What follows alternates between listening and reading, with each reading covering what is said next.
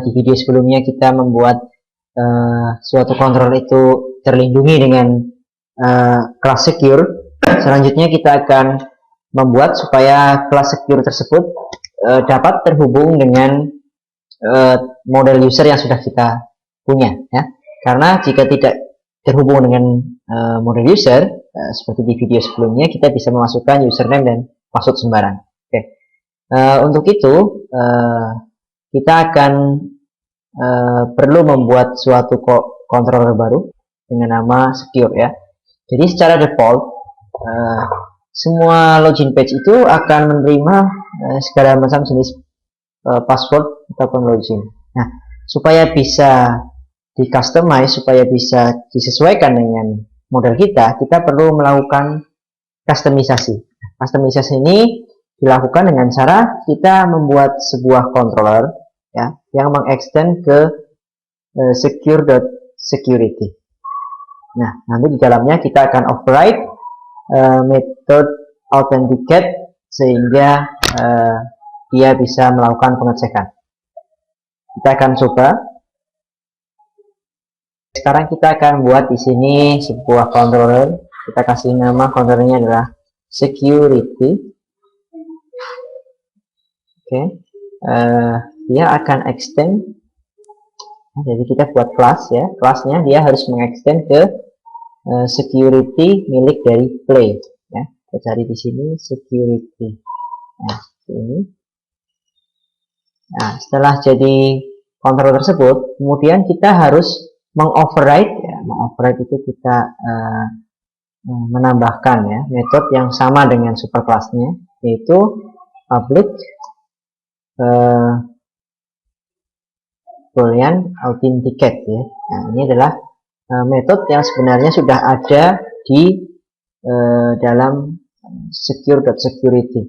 Cuman kita override supaya kita bisa melakukan customisasi.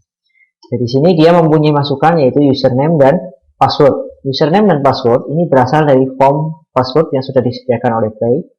Kemudian authenticate dia akan mengeluarkan suatu nilai boolean yaitu true atau false. True itu jika seseorang diperbolehkan login, false jika seseorang tidak diperbolehkan login. Di sini saya buat variabel boleh, misalnya saya isi dulu dengan false, maka di sini kita bisa return boleh, jadi dia boleh akses atau tidak. Nah, kemudian kita perlu mencocokkan username dan password tersebut dengan apa yang ada di dalam model. Karena yang mengandung username dan password adalah model user, maka saya bisa membuat user x user find. Nah, kita akan melakukan pencarian dari model user, jadi dari model user yang sudah ada. Ya, di sini saya punya model user.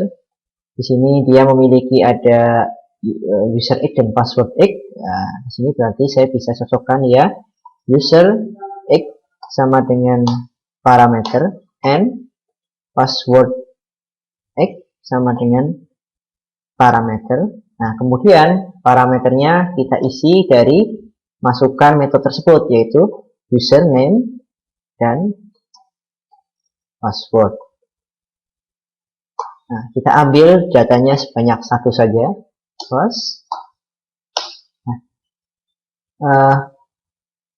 metode ini akan mempunyai dua kemungkinan, yaitu dia akan mendapatkan seseorang dengan username dan password yang dimasukkan dari form, atau tidak mendapatkan sama sekali. Jika dia tidak mendapatkan, maka dia tidak boleh mengakses, artinya tidak ada user dan password tersebut. Akan tetapi, jika ada, maka berarti user dan password tersebut cocok, artinya dia boleh mengakses ke halaman selanjutnya. Jadi di sini kita bisa tambahkan if x tidak sama dengan 0, artinya jika x-nya itu benar, ada datanya, maka kita bisa set di sini boleh saya isi dengan true. Nah, dengan seperti ini, maka modul secure tadi sudah terkustomisasi, di mana username dan password akan dicocokkan di model user, Jika ada maka dia boleh akses, jika nggak ada maka dia tidak akan bisa mengaksesnya. Oke, sekarang saya buka di dalam root dari user ya. Saya di sini punya dua buah user yaitu Jupe dan Sapa. Saya buka punyanya Jupe di sini. User id-nya Jupe, passwordnya adalah Jupe. Grupnya dia adalah admin. Mahasiswa yang terkait dengan account Jupe ini adalah Surya saja. Oke, berarti ketika saya akan mengakses metode dengan nama index atau about atau tampilkan atau semua metode yang ada di dalam control application yang dia sudah terlindungi dengan class secure, kita harus menyediakan username dan password yang benar ya. Dalam hal ini di sini Jupe atau user yang lain dengan password yang benar juga. Sekarang kita coba, kita panggil localhost di sini application jadi ya, tampilkan. Nah, kita akan diminta untuk memasukkan username dan password. Jika kita masukkan asal ya, nah, kita masukkan sembarangan, yang terjadi adalah kita sudah tidak bisa login lagi menggunakan password yang sembarangan. Kita harus mengikuti user dan password yang sudah disediakan atau yang sudah kita buat sebelumnya. Bisa di sini Jupe, passwordnya Jupe. Nah, baru kita bisa masuk ke dalam sistem. Pertanyaan selanjutnya adalah setelah kita login, bagaimana cara kita logout? Nah, cara logout kita tinggal memanggil suatu action namanya secure, control secure, kemudian actionnya adalah logout, seperti itu. Atau bisa kita tambahkan di dalam view yang kita miliki, misalnya di bagian tampilkan, saya tambahkan di atasnya a href ke add secure dot logout, seperti itu. Kemudian di sini saya kasih tulisan logout, saya simpan. Nah, kita coba login lagi. Jupe.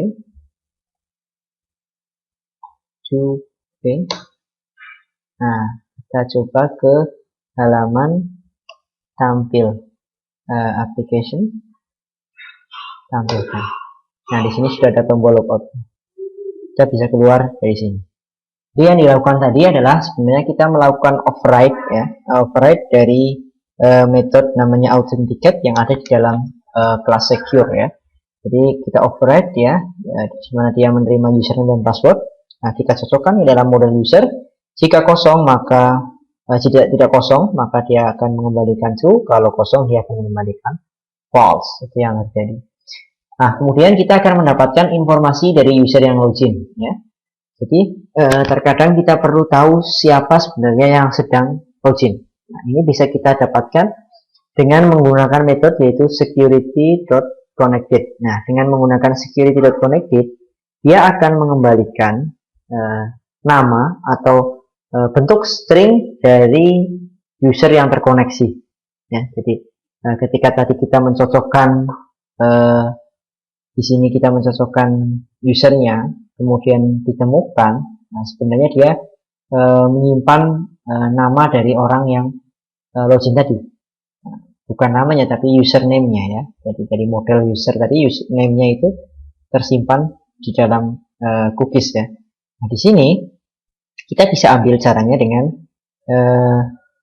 menggunakan metode namanya connected yang ada di dalam class security.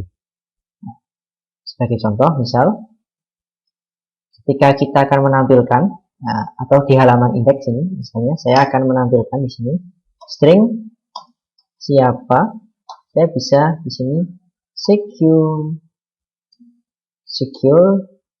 dot connected dan connected. Nah, seperti ini, maka siapa akan berisi string dari siapa yang telah login tadi. Kita bisa render di sini siapa. Kemudian saya bisa buat di halaman index di sini saya keluarkan nama yang orang yang sudah login siapa. Saya simpan. Saya coba di dalam sini, saya masukkan di sini Jupe. Jupe akan muncul di sini. Saya coba saja. Oke. Kita sudah lihat di dalam slide sebelumnya bahwa data yang kita pakai seperti ini. Artinya ketika kita tahu nama user, kita bisa mendapatkan mahasiswa yang terkoneksi. Karena ini hubungannya one to many. Dan sekarang akan kita coba mendapatkan nama dari mahasiswa tersebut berdasarkan username yang sudah kita peroleh. Caranya cukup sederhana, karena kita perlu ingin mendapatkan nama mahasiswa, maka kita gunakan kelas mahasiswa X, misalnya di sini mahasiswa find. Kita cari berdasarkan bukan dari mahasiswa, tapi kita akan mencarinya dari user saja. Nah, user yang memiliki hubungan dengan mahasiswa.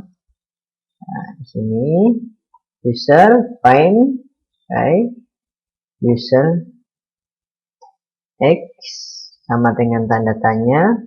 Kemudian parameternya kita ganti dengan siapa, kemudian kita ambil satu saja, yaitu first. Setelah kita dapatkan X, pasti kita juga mendapatkan di dalamnya ada mahasiswa. Maka saya bisa render di sini adalah X misalnya.